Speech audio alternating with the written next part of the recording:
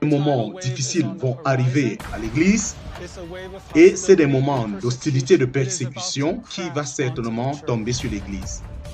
Nous avons été préparés pour ne pas expérimenter la persécution. Ceci, c'est parce que je sais combien dangereux peut être la persécution que j'ai décidé de pouvoir interpeller l'Église à se préparer à ça. Je suis en train de focaliser sur la préparation du cœur afin que le cœur soit fidèle jusqu'à la fin. Bien-aimés, bonjour. Dans cette section, je voudrais vous parler d'un autre danger, la déception. Et c'est une stratégie auquel Dieu nous a donné qui peut nous protéger. Combien de croyants aujourd'hui pensent que ce n'est pas un danger pour eux? Mais lorsque Jésus-Christ a parlé de la déception, il a parlé spécifiquement au peuple de Dieu et dans un concept particulier de la persécution. Il a dit, rassurez-vous que personne ne vous déçoive. Ils vont vous délivrer pour que vous soyez persécutés et vous seriez persécutés à cause de mon nom. Et ainsi, beaucoup vont s'éloigner et se haïr les uns les autres et les faux prophètes vont se lever. J'étais très étonné. Comment est-ce que la déception peut œuvrer à l'Église? Comment ça peut sembler dans notre pays? J'ai présenté deux aspects de cette persécution.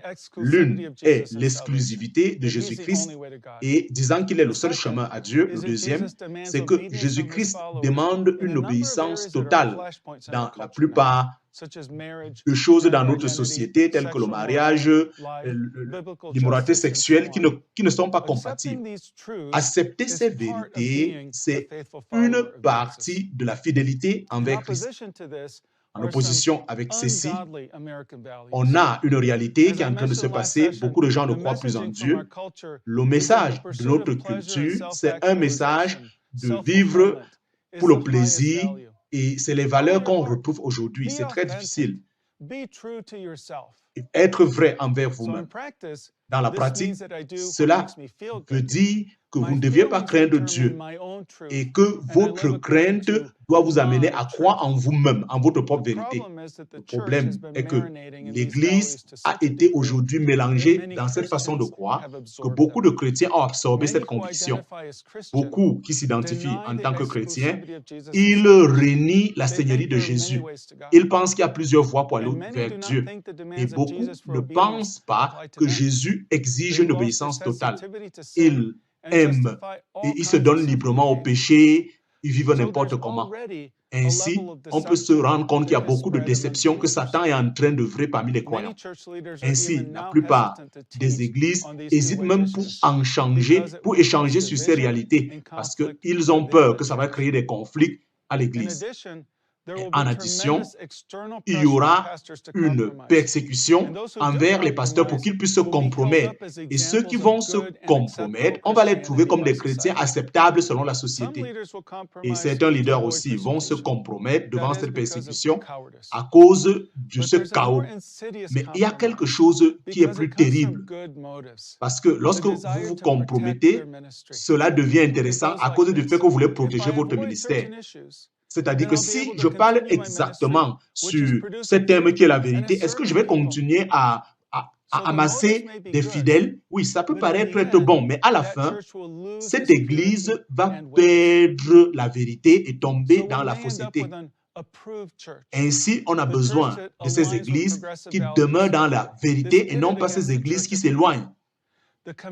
Ainsi, la culture d'aujourd'hui va nous conduire à nous éloigner parce qu'ils vont exiger qu'on puisse se compromettre avec le monde. Et ceci, c'est une nouvelle tactique que l'ennemi est en train de préparer. Ainsi, nous voyons les systèmes communistes qui contrôlent l'Église et qui apparemment établissent ces fausses églises. Et ces églises corrompues, elles persécutent la vraie Église et les vrais chrétiens. Nous pouvons le voir avec beaucoup de nos bien-aimés qui ont souffert et qui ont demeuré fidèles pendant ces moments communistes. Ainsi, beaucoup de croyants vont se compromettre et ils vont être confus par les messages faux et ils vont se dire, est-ce que je vais pouvoir demeurer ferme sur ce qui est enseigné ou sur cette église qui se compromet? Et c'est ainsi que beaucoup vont pouvoir s'éloigner, non pas à cause des difficultés, mais à cause de cette déception. Et ainsi, j'espère que nous pouvons voir l'Église qui va demeurer fidèle. Ainsi, certains vont vivre au travers de cette confusion, certains vont vouloir se sauver, mais ça serait quelque chose de difficile à comprendre. Et certains, dans ces moments, pour pouvoir faire la distinction, ils vont certainement se tourner contre ceux-là, les bien-aimés de Christ. Ainsi, Jésus-Christ a dit que beaucoup vont se lever contre et détester les vrais chrétiens. Ainsi, ces chrétiens qui vont être corrompus vont attaquer les vrais chrétiens. Je crois que ceci va devenir une réalité, il y aura beaucoup de confusion. Ainsi, comment est-ce que nous pouvons nous protéger contre cette déception qui va arriver? Je voudrais vous partager avec vous un rêve qu'un frère a eu avant que cette pression ne puisse arriver.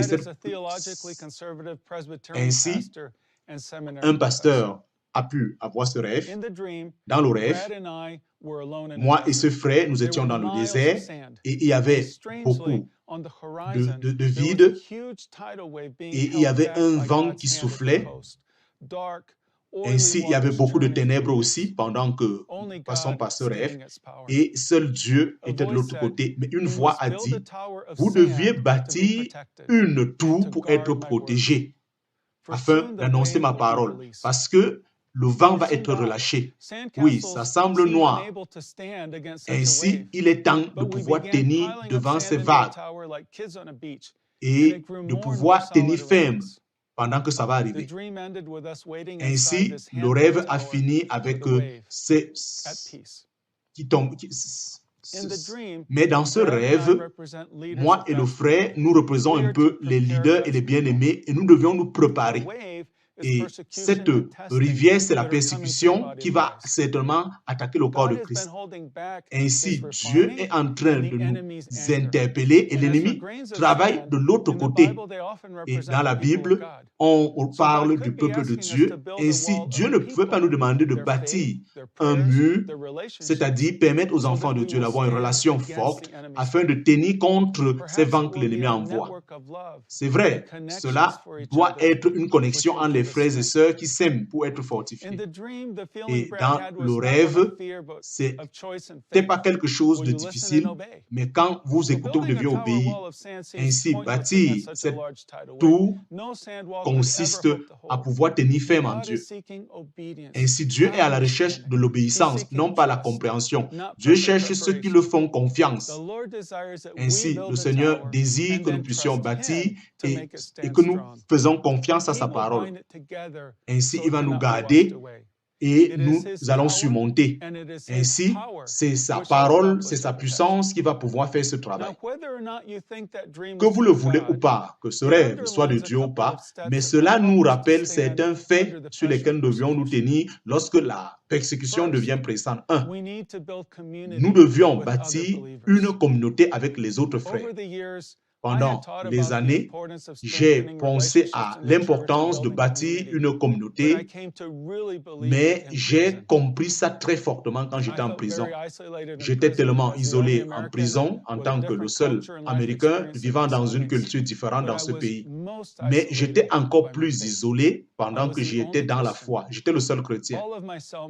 Tout ce que je pouvais voir, tout le reste, c'était des musulmans. Et le seul contact que j'avais avec d'autres chrétiens, c'était uniquement mon épouse qui viendrait me rendre visite. Et j'étais vraiment seul dans toute cette foule. Je n'avais pas de chrétiens qui pouvaient m'encourager, personne avec qui on pouvait prier.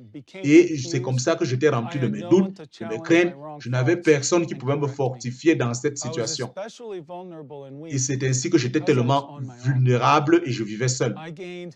Et ainsi, j'ai appris une chose par rapport à l'Église lorsque nous parlons de la communion que nous avons avec les frères. Même si j'étais seul et combien c'était difficile pour moi d'être seul, je pouvais voir le contraire avec les musulmans qui étaient là. Lorsque une personne était ajoutée dans notre prison, les autres vont se ramener autour de lui et vont commencer. S'il n'était pas un musulman zélé, à cause des autres, il va devenir zélé. en quelques semaines. Et lorsque j'ai été transféré dans une autre prison en Turquie, j'ai été avec un prison appelé Ramazan. Et un deuxième prisonnier aussi s'est joint à nous. Immédiatement, ainsi Ramazan, qui était un musulman, il a commencé à prêcher et annoncer son évangile à ces personnes. Et c'était ça aussi la différence. Moi qui étais seul et d'autres qui pouvaient communier ensemble. J'ai appris à survivre sans avoir de contact avec les autres chrétiens. Mais ceci était très, très difficile. Je vais penser comment est-ce que mes chrétiens, s'ils avaient été avec moi pour m'encourager. Et j'étais vraiment désespéré de savoir que j'étais seul. Et beaucoup de personnes priaient pour moi. Mais ils ne pouvaient pas se rendre compte combien j'étais seul. Mais j'étais toujours connecté à moi-même. Lorsque Pierre a écrit disant qu'on doit endurer la persécution, il a insisté qu'au-dessus, par-dessus tout, ayez un amour fervent les uns envers les autres. Et pourquoi est-ce qu'il nous encourage? En d'autres termes, c'est important d'avoir l'hospitalité, de nous servir les uns les autres. En d'autres termes, bâtissez une communauté. Ça, c'est un principe biblique. Et je pense que ceci est très important maintenant, de bâtir cette communauté qui doit vraiment nous fortifier pendant les moments de pression. Je ne parle pas de l'unité de l'Église. Ceci peut être très abstrait. Je parle de manière intentionnelle de cet amour les uns envers les autres, de la prière, de faire confiance avec le peu de personnes qu'on a. Et ainsi, dans notre société où beaucoup de personnes sont individuelles, il est peu d'avoir ce type de relation. Ainsi, le Nouveau Testament nous parle de l'Église en parlant de la famille, un père spirituel avec les enfants, les parents et les filles. Et cette relation familiale, elle doit être très importante dans les années qui viennent. Et en parlant de bâtir une communauté, deuxième étape, c'est de pouvoir garder la parole. Et ces deux sont connectés. Avoir une communauté, ce n'est pas suffisant.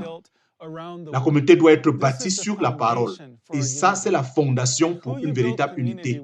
Pendant que vous bâtissez cette unité sur la parole, je vois beaucoup de personnes qui s'éloignent de Dieu parce qu'ils ont choisi une mauvaise communauté. Des personnes qui ne sont pas autour de la parole pour communier. Et ceci, beaucoup s'éloignent et s'éloignent. Nous devions être proches et nous approcher de la parole de Dieu, être attachés à la parole. Dieu prend plaisir à ce qui est vrai, non pas ce que l'homme dit. Il n'y a pas ma vérité. Il y a la vérité biblique de Dieu. Ça, c'est le principe. Dis ce que Dieu dit. Ne pas ajouter. Cela veut dire que je dois choisir uniquement tout ce que Dieu dit me concernant et les autres. Ceci veut dire que je dois mettre de côté moi-même et dire ce que Dieu dit de moi et dire ce que Dieu dit des autres et dire de Dieu ce qu'il dit de lui-même. Ceci voudrait dire aussi que tout ce que Dieu dit est bon, je dois dire que c'est bon. Et tout ce que Dieu dit que c'est saint, je dois aussi reconnaître que c'est saint. Si vous agissez ainsi, cela va vous permettre de demeurer et vous éloigner de toutes les cultures et de demeurer uniquement dans la parole. Même jusqu'aux évangélistes leaders, ils sont en train de s'éloigner de cette pure vérité. Nous avons un exemple très clair de ce que j'explique. La Bible déclare que Jésus-Christ est le seul chemin pour la vérité. Mais beaucoup vont dire que non, mais ça c'est offensant. Mais pourtant, je dois le dire et je le répète, Jésus-Christ a dit ça de lui-même et c'est ce que je dois dire. La Bible identifie certains comportements comme étant le péché, mais Jésus-Christ déclare, beaucoup vont dire que non, ça ne devrait pas être ainsi. Mais moi, je dois uniquement dire ce que Dieu dit concernant le péché. La Bible dit que Dieu va juger le peuple et punir. Beaucoup vont dire, non, ça c'est un message de la haine. Vraiment, c'est un message très haineux. Comment un Dieu d'amour peut juger? Mais moi, je dois dire ce que Dieu dit concernant lui-même. Je n'ai pas besoin de comprendre. Je n'ai pas besoin de défendre Dieu. Ce que j'ai simplement à faire, c'est de m'accorder avec sa parole. Dieu a un point de vue Et nous devions nous rassurer que nous nous alignons au point de vue de Dieu. Et ceci prend de la détermination pour agir ainsi et du courage. Je ne suis pas en train d'encourager des personnes à vivre des extrêmes. Pour la plupart de ma vie, j'ai vécu avec une minorité de personnes. En Turquie, nous étions de petits groupes de chrétiens dans ce grand pays. Je n'ai jamais forcé les membres de mon église d'aller dehors et de challenger la culture, mais plutôt, nous avons continué à nous préparer d'obéir uniquement et d'être des disciples fidèles du Seigneur, d'aimer Dieu plus que toute autre chose et de partager notre foi. Je ne suis pas concerné par la manière dont les autres agissent. Mais ce que je dis, soyons fidèles en tant que véritable Église. Tous ceux qui veulent vivre une vie pieuse, ils doivent absolument être persécutés. Et ceux qui vont s'attacher à la parole fidèle de Dieu, même si ils ne vont pas être challengés, ils doivent créer la communion. Je pense ainsi aux États-Unis, ils vont certainement déclarer certaines choses que Dieu n'aime pas comme vraies. Dans ce film, nous voyons un grand groupe de personnes qui se rassemblent pour résister à ces personnes. Et ils sont tellement nombreux, mais ils résistent, non pas parce qu'ils sont peu, mais ils sont convaincus qu'en résistant, ils se confient sur ce qui est vrai. Ainsi, Dieu nous donne la stratégie que nous devions aussi nous unir et bâtir nos petites communautés, nos petites assemblées et demeurer du côté de la vérité parce que c'est la vérité qui est vraie. Je ne sais pas ce qui va se passer dans notre pays dans les années à venir, mais nous devions connaître que Jésus-Christ, dont le nom est fidèle et vérité, est toujours vainqueur et nous conduira jusqu'à la fin. Ainsi, la déception peut facilement nous entraîner. Ainsi, il est important d'être déterminé et de dire ce que Dieu dit de lui et de dire ce que Dieu dit de vous dans sa parole. Ainsi, décidez-vous d'être du côté de Jésus et demeurez ferme du côté de Jésus. Et dans la dernière section, je vais vous parler de quelque chose qui m'a permis de gagner pendant que j'étais en prison. Je ne suis pas en train de dire que la persécution est un moyen pour grandir spirituellement, mais j'ai gagné beaucoup de choses précieuses durant ces moments. Je pense que ceci pourra aussi vous encourager.